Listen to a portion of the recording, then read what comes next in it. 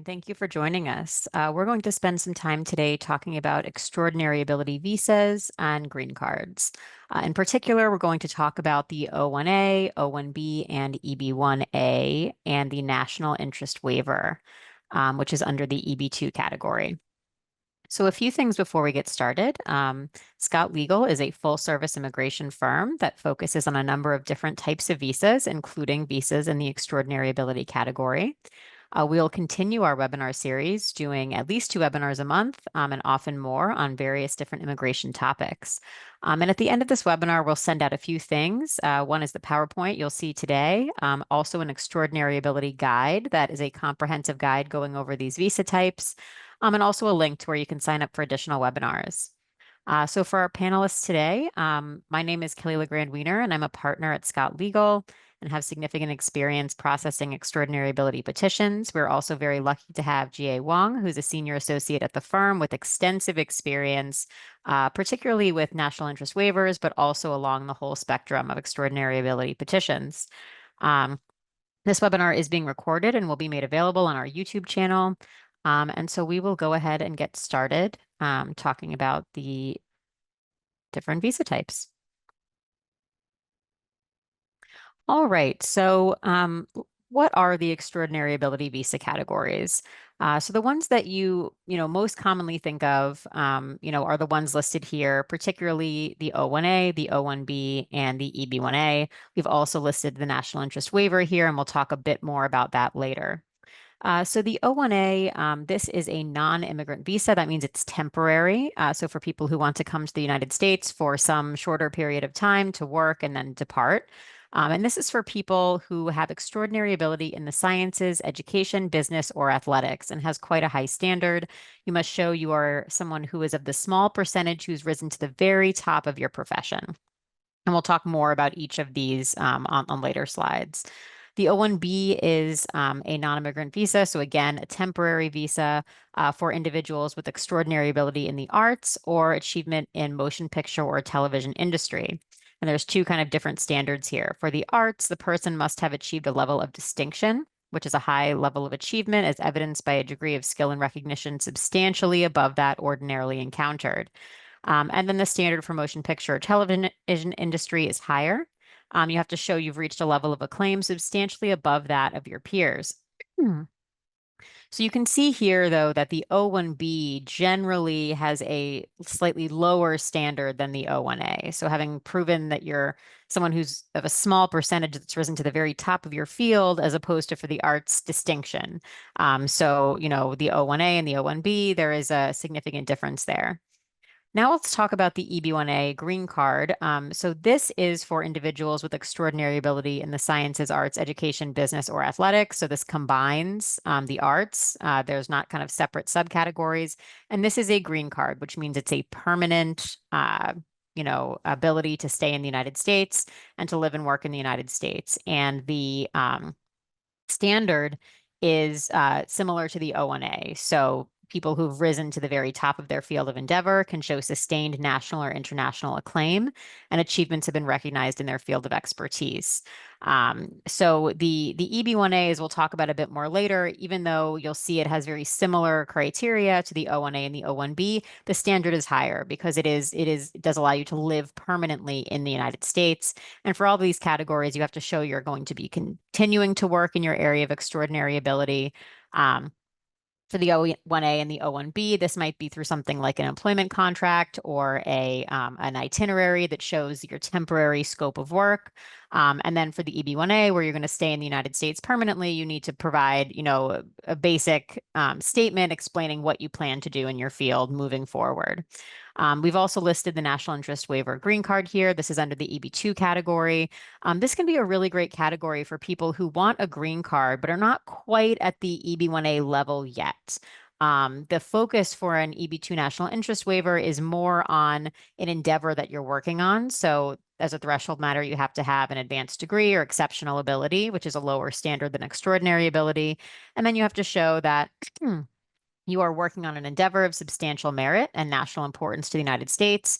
You yourself are well positioned to advance that endeavor, and on balance, it's better for the United States to waive the normal requirement for EB-2, which is a perm labor certification process where you have to have an employer. The employer has to test the labor market.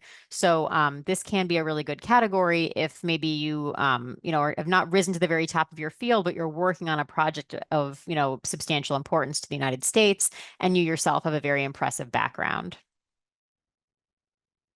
Let's talk a little bit more about the O-1A.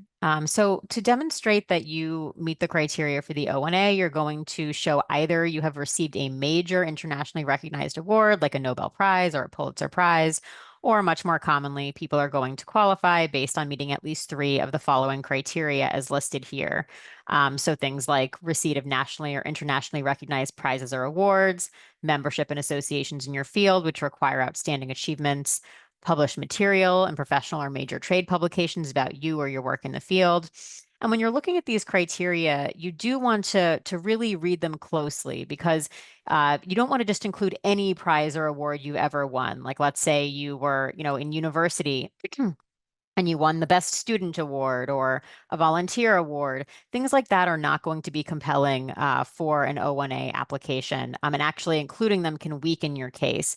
Similarly, memberships, if it's a membership that is available to anybody who has a license in your field, for example, a lawyer who joins a local bar association and pays a yearly fee, and anybody who's a lawyer can join that association, this is not a good piece of evidence for an O-1A. So really, if you're going to use a membership, it has to be one where there's a requirement of outstanding achievements. You want to think about who else is a member of this organization, what are the criteria to get in. Kind of the more, elite those criteria are, the better it will be for your O-1A petition. And that goes for every other kind of criteria that you see here, right? So again, if you were asked to be a judge, in your high school, that may not be very compelling. If you were asked to be a judge by, a startup incubator that's extremely well ranked in your industry, that's going to be more compelling. So an important thing when you first start this process is you want to speak with your attorney, kind of go over your resume, go over your awards, because you don't want to just send everything you've ever done in your career. That's not going to be a good use of your time to gather all of that documentation. And then much of it may not be useful, as well. All right, let's talk about the O-1B. So you'll see the structure here is very similar. So either nominated for or received a national or international award or prize in a particular field, or evidence of three of the following. And these are more focused on the arts, what would be relevant for people who are applying in the arts or the motion picture or television industry. So looking at, are you performing a lead or starring role in productions or events with a distinguished reputation? So again, reading closely to see what will actually qualify you. Was it a lead or starring role? And then looking, did the production or event have a distinguished reputation? Can we show critical reviews? Can we show press releases, publications, endorsements? Things like that are very important, to demonstrate that you actually do meet these criteria. And in this category, for the arts, you can, also try to submit other comparable evidence if, the field that you're in is not one that kind of meets these, where these other kind of requirements are not as easily shown or as easily met because you're not in, a traditional artist path or a traditional, movie, path of a movie star or actor or anything like that. Let's talk about the differences between the O-1A and the O-1B. So we've already mentioned that they have different fields, right? So O-1A is sciences, education, business, or athletics, and O-1B is arts and motion picture and television industry. The standards, we've talked about that. Those are different. O-1A is going to be, a higher standard to meet than the O-1B. In terms of how long they're issued, so we've mentioned that these are temporary visas. So for your initial O-1, you can get an approval for 3 years. And then if you're going to finish out the same project or set of projects, you can extend in 1 year increments. If you're moving to a new employer or if there's a new set of projects, you can apply for 3 years as opposed to just 1 year. If you're in the United States and you're doing an extension of status, we have successfully argued several times that someone should get 3 additional years because there's a new employment contract, a new set of projects. That being said, there have been points in time where the government will push back and only approve for 1 year. But the trend for the past several years has been that they're quite receptive, to approving for another 3 years, assuming that you do have a new itinerary, a new set of projects, a new employment contract, things like that.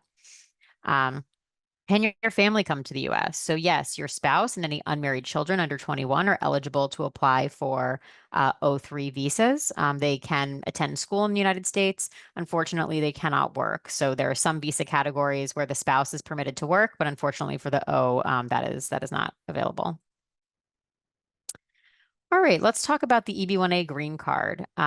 So the requirements are very similar to the O-1A and the O-1B.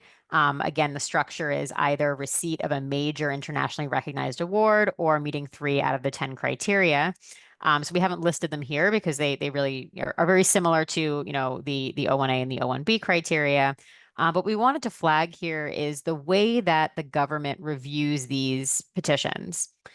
So the government will first look at the evidence to see, do you meet the plain language of the regulatory requirement? Have you provided proof of, prizes or awards that are nationally or internationally recognized? Have you provided proof that you've been a judge, on a panel? And then in the secondary step of the analysis, they're going to consider the quality of your evidence in totality.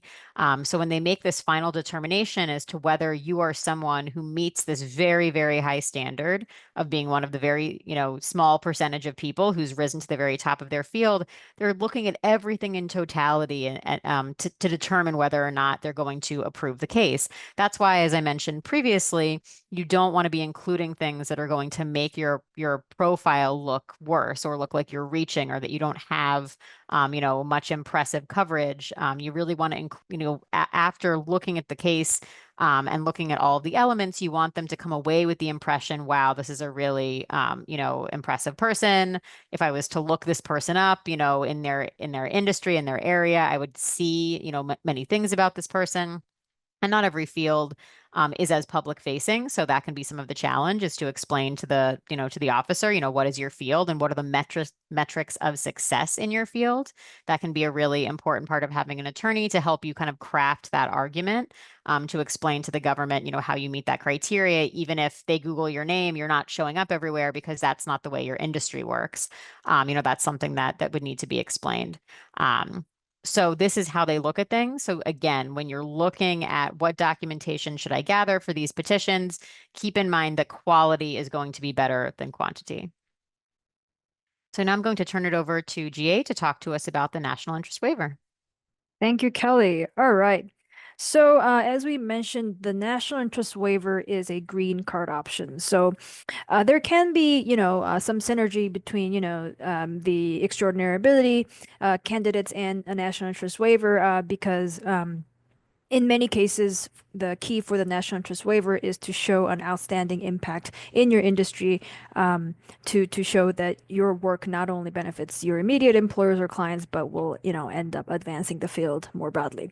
All right, so let's go through the basic requirements. So the first thing you need to ask when you're considering an NIW is, do you meet the threshold requirement for the EB2 category as a whole?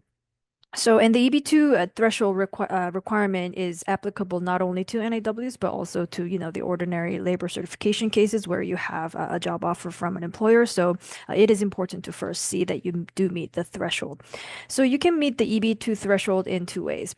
The first way is to show that you have an advanced degree defined as a master's degree or higher in your field, or the equivalent of an advanced degree, which can be shown by showing if you have a bachelor's degree in your field and you have 5 or more years of progressive full-time work experience in your field after you received your bachelor's degree, that actually can be considered an equivalent of a master's level degree. Now, it is important to note that progressive work experience means that your work duties and your responsibilities did not just stay stagnant throughout those 5 years, but actually had a progression in, seniority or progression in complexity, to show that, your duties and the level of the work that you did increased over time. So that will also need to be substantiated by things like an employer confirmation letter, employment confirmation letter from your previous employers to really show that that took place. Now, if you don't have a master's degree, if you don't have a bachelor's degree, or if you don't have, the 5 years of work experience, there is another way. You can qualify for the EB-2 threshold, which is by showing that you have exceptional ability in the sciences, arts, or business. And how do you show exceptional ability? Now, before I go into the details, one thing to note is that exceptional ability is defined very differently than extraordinary ability, which is the standard that we have been discussing so far in the context of the O-1 and EB-1A. Exceptional ability is a lower standard, and what the government is looking for is basically a degree of expertise that is significantly above what is ordinarily encountered in the field. So it is definitely different from the extraordinary ability standard, where you do need to show that you've are one of the few small percentage who has reached the top of your field. Now, in order to prove exceptional ability, there are some specific evidentiary criteria that you must meet, and you must be able to show at least 3 out of the 7 criteria listed here. And those include things like 10 years of full-time experience in your field, a high salary relative to others that shows exceptional ability, recognition for your achievements in the field by your peers, your industry, government, etc. And many things can be shown as a form of recognition, right? So if you have industry awards, for example, you can get expert letters from people who are higher up in, government or professional organizations confirming your contributions. If you've, made a scientific discovery and publish it in a patent or publish it in a journal article, those things can also be shown. If you have citations for your papers or patents, for example, you can show that as a confirmation of that recognition. So holistically, and after you have collected at least 3 out of the 10 types listed here, holistically, the evidence should show that you are indeed someone who is operating at a level that is significantly higher than is ordinarily encountered in the field. Now, once you have met the EB-2 threshold criteria, the other challenge is to demonstrate that you qualify for a national interest waiver. And the reason why this is important is because the national interest waiver, what does it waive you from? It waives you from the requirement of getting a US job offer, getting sponsorship from a US employer, and that employer going into the labor certification process, which is, kind of a time-consuming process where the employer actually needs to test the US labor market to see if there is any other US qualified professional who can take your job, who can take your position before they can be allowed to sponsor you as a worker. Now, if you can show that you qualify for the national interest waiver, you don't need to go through all of that. You don't need a job offer. You don't need a US employer to actually test the labor market, which can really streamline the way towards the green card and actually allows people to self-petition for a green card without a US petitioner, which is definitely a strong advantage. Now, the EB-1A green card that Kelly mentioned earlier is also a category that allows self-petitioning, which means you as a foreign national can be the driver of the petition. Now, so then how do you need to prove, how can you prove that your profile does merit you for this benefit, right? The national interest waiver. So you need to prove all 3 of the matter of Danisar criteria, which is listed here. These criteria was announced in 2016 through this landmark case called Matter of Danisar, and there are 3 parts to that. So the first part is proving that the foreign national's proposed endeavor has both substantial merit and national importance. So what does that mean? Now, substantial merit can be proven in a wide variety of fields, including business, health, education, science, technology, and endeavors that tend to further human knowledge in those key areas, such as medical advances, improvements in engineering processes. That's one of the examples that the case law talks about, can be beneficial. Also, a strong economic impact to the United States can be very favorable. Really, what the government is looking for is what is the future impact of the person's proposed work, and how is that important to the United States? How does it materially advance U.S. national priorities, right? And it is common for those types of petitions to tie it in with, certain areas that governments have announced that is important for the society or economy. For example, if you're doing something that will really help businesses, operate more sustainably in terms of the environment, right? And if you can link that with government pronouncements and initiatives that show that, sustainability in business is important priority for the United States. That can be one argument to show that your work has substantial merit and national importance. The second criteria to meet is that you yourself, the foreign national, must be well positioned to advance the proposed endeavor.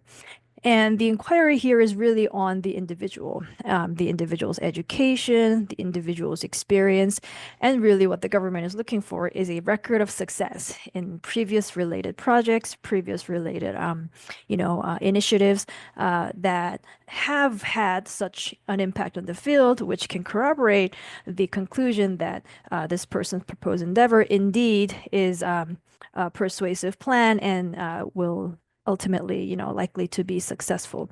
And the last and third requirement is that there must be a showing that on balance, it would be beneficial to the United States to waive the requirements of a job offer and thus of a labor certification. And what the government does here is compare the ordinary benefits of having the labor certification process, which is requiring U.S. employers to test the U.S. labor market to see if there is another U.S. professional who is minimally qualified who can take your job, versus the broader impacts that your work can have because, for example, you have, a specific project that can have an outstanding and transformative impact to the industry as a whole, really improve best practices that can have a more systemic benefit than the ordinary benefits of saving one job spot for one US worker.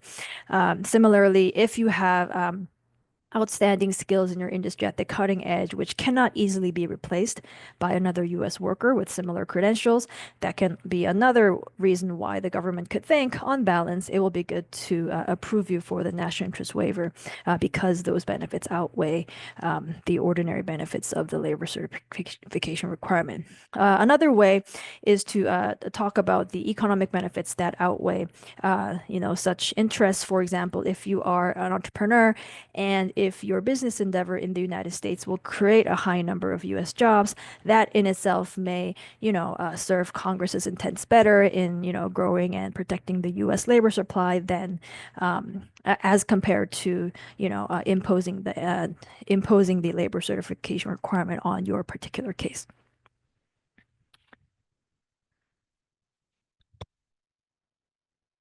All right, so now let's talk a little bit about expert opinion letters. Expert opinion letters are a very important part of all of the petition types that we talked about today. Relevant for O-1 petitions, relevant for EB-1A petitions, and also very relevant for NIW petitions. And the reason why it's important is because those letters really play the role of um, interpreting the evidence for the examiner and really provide the context that shows why your work was important to the field. Why was your achievement important, and how did it distinguish you from the ordinary, conventional way of doing things in your field, or what other, professionals in your field have been doing in the past? How did you, distinguish yourself? And the expert letters really do play the role of providing the concrete detail that will paint a picture in the officer's head about your work and why it was special. So for the EB-1A and O-1A, O-1B petitions, the experts tend to, write those details to confirm that you do have extraordinary ability in your field and that you have sustained national and international acclaim. Now, for the NIW, the purpose could be different depending on which prong of the NIW criteria you are using the letters to support. So, for example, to support national importance, you could get a letter from a government agency discussing the prospective impact of your proposed endeavor and explaining in concrete detail why it is important to national policy priorities. Another type of NIW expert letters can focus on the well-positioned prong. So, for example, the letters could be focused on the applicant's previous projects and why they were impactful in the past. Really discuss the applicant's contributions to making things better for the field, um, and contextualizing some of these achievements to make it more comprehensible to the officer why it was important. Another type of letter that can be used in the NIW context, if your national importance argument is based on substantial positive economic impact to the United States, a report from an economist can quantify such impact to the economy and provide more concrete detail about the impact of the person's work. So, who is writing the letter? It is important to really focus on the expert's own credentials to better contextualize and make their comments more credible to the USCIS officer. So, it is very common for us to also submit a full curriculum vitae, the resume, full length resume of the person who is giving the expert letter. And those types of letters definitely would be sought out by people who are already well known in the industry as a leading expert, as opposed to your peers or as opposed to people who are working under you or at a more junior level. So definitely leaders in the industry is what we're looking for here. How does the individual know you? That is also an important consideration to have. Because in certain cases, the government tends to rely more on what is called independent expert letters from people who have not worked with you in the past, but nevertheless know you through your outstanding reputation in the industry or outstanding achievements that they know about through, just, being a practicing professional. Um, Now, inner circle letters, people who have worked with you in the past and have more personal knowledge of your work can also be valuable, and they serve a little bit of a different function. So, inner circle letters can focus more on the specific projects that you've done, specific work that you've done, and provide more detail about why it was important to the field, why it was considered a significant contribution. So we will generally use a mix of independent letters and inner circle letters to really paint a broad picture, compelling picture of the person's influence in the field and how their abilities are extraordinary. So in those letters, the major content to be included in those letters include things like a discussion of your work, recognitions, accomplishments, achievements, and importantly, showing how does your work set you apart from others and why are the achievements important. And it is good to be as specific as possible and provide all the details that can make the letters compelling.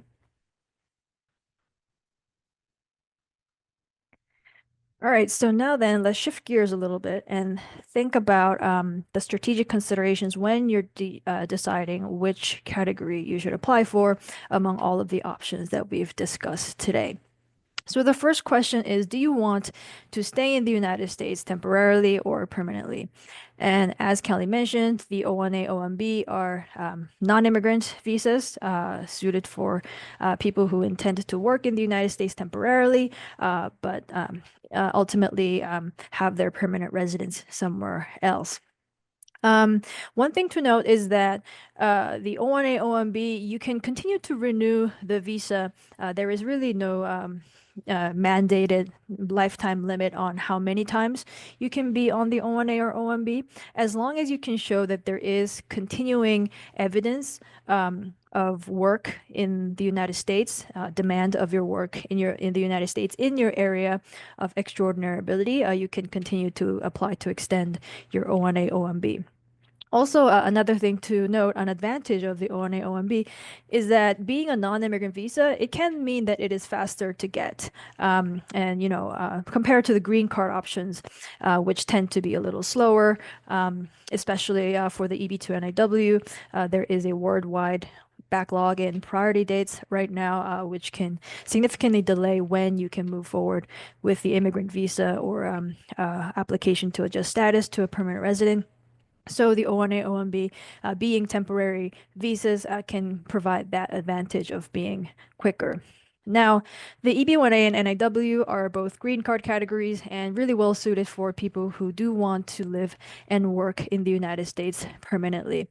And ultimately, after living in the United States as a permanent resident for a certain period of time, you'll also be eligible for U.S. citizenship. So if that all of that is within your future goals, the EB-1A NIW is good for that. Now, being a permanent resident also provides some responsibilities, and there are limitations, for example, on how much time you can spend outside of the United States at a time. So, if you're someone who really will maintain lengthy and specific ties, particular ties to your home country, for example, those restrictions may be inconvenient, and in which case, the O1A O1B may be a better solution. The second question is, do you have a U.S. employer or agent, or do you want or need to self-petition?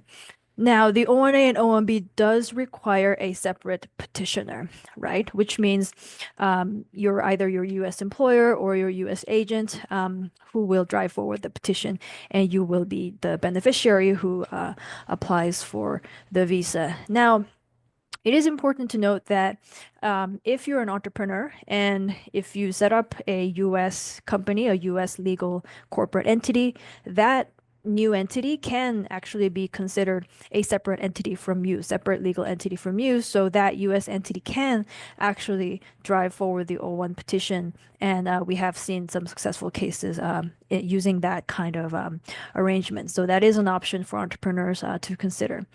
Now, the EB1A and NIW, as I mentioned before, they are both categories that allow the foreign national applicant to self-petition, to be the self-petitioner, to drive forward the petition. So you do not need a U.S. agent to drive forward the EB1A and NIW petition. You do not need a separate legal entity to mount such a case.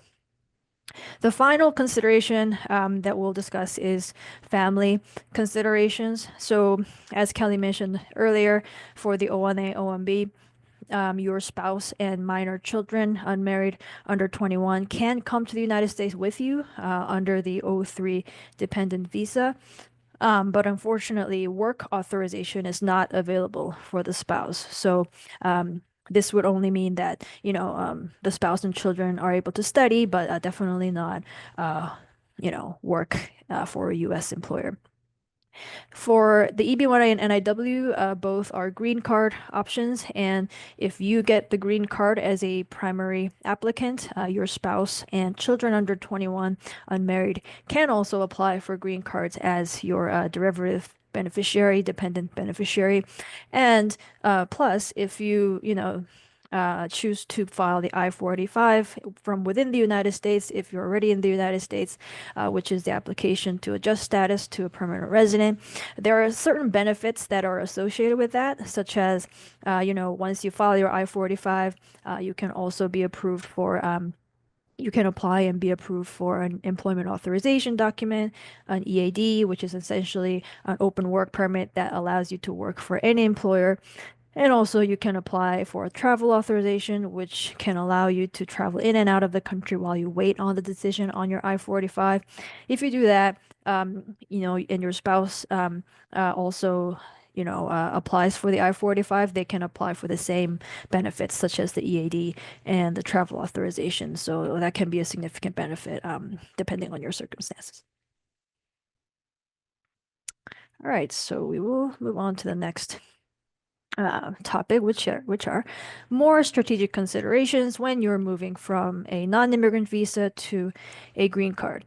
So you may be already in the United States on a different visa, either it's an O visa or E2 or F1 or H1B. You may already be in the United States. How can you move from a non-immigrant visa to a green card? There are certain things to consider.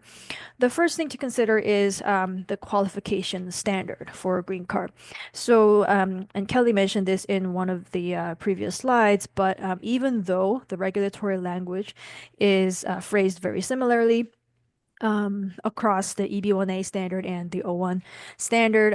it is interpreted much more stringently in the EB-1A standard, and part of it is because it is a green card benefit, more valuable, and leads to citizenship. So there is much more practical scrutiny in those cases.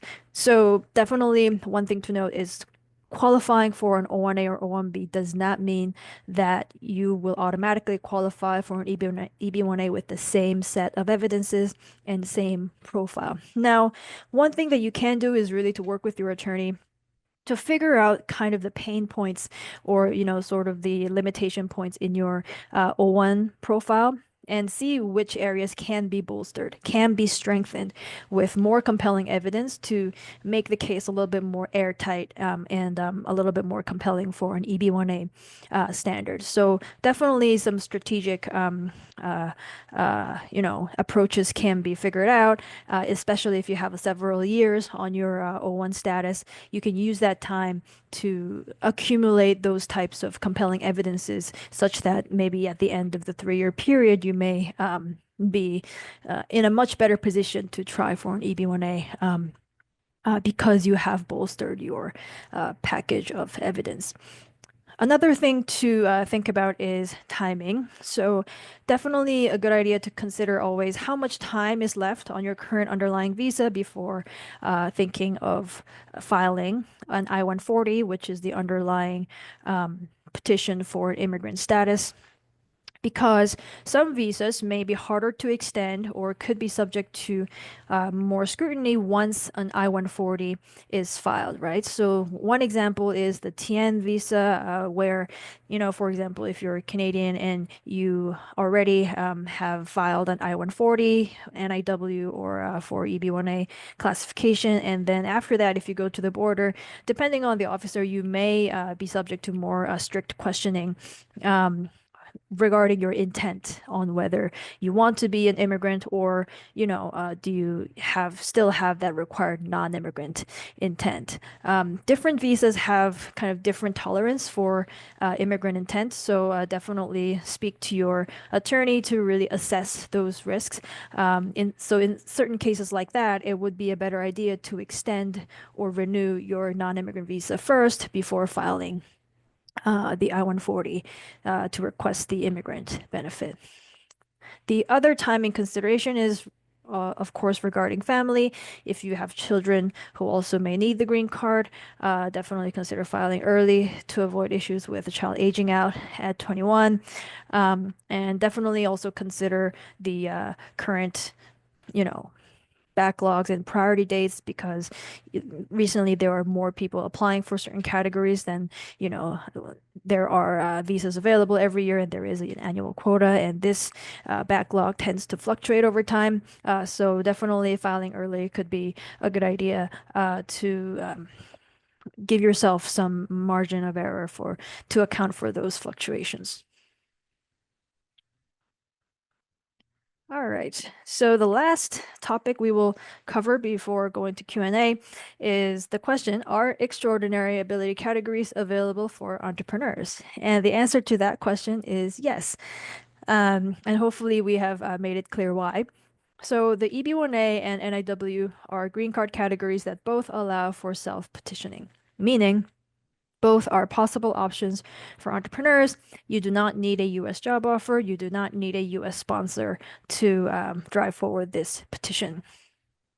Regarding the NIW, changes in the NIW adjudication standard under the landmark case matter of Denizar did make NIW a much friendlier category for entrepreneurs. For example, when they're looking at national importance, now the government also looks at whether the endeavor may have a substantial positive economic impact to the society and the nation. So that's one change. Also, a couple of updates were made to the USCIS policy manual specific to entrepreneurs and discussing what types of alternative forms of evidence entrepreneurs can use to prove that their work has national importance and also that they're well positioned to advance the endeavor. So right now, and hopefully this trend will continue, but the NIW remains a viable and popular option for entrepreneurs. Finally, it is possible to apply for an O-1 visa as an entrepreneur if you can show that you have extraordinary ability in business. You must have a separate corporate entity or a U.S. agent to act as the petitioner to drive forward the petition. And also, you must be able to show some evidence that there is work for you in your area of extraordinary ability in the United States. But given those facts, it is definitely a viable and popular option for entrepreneurs also.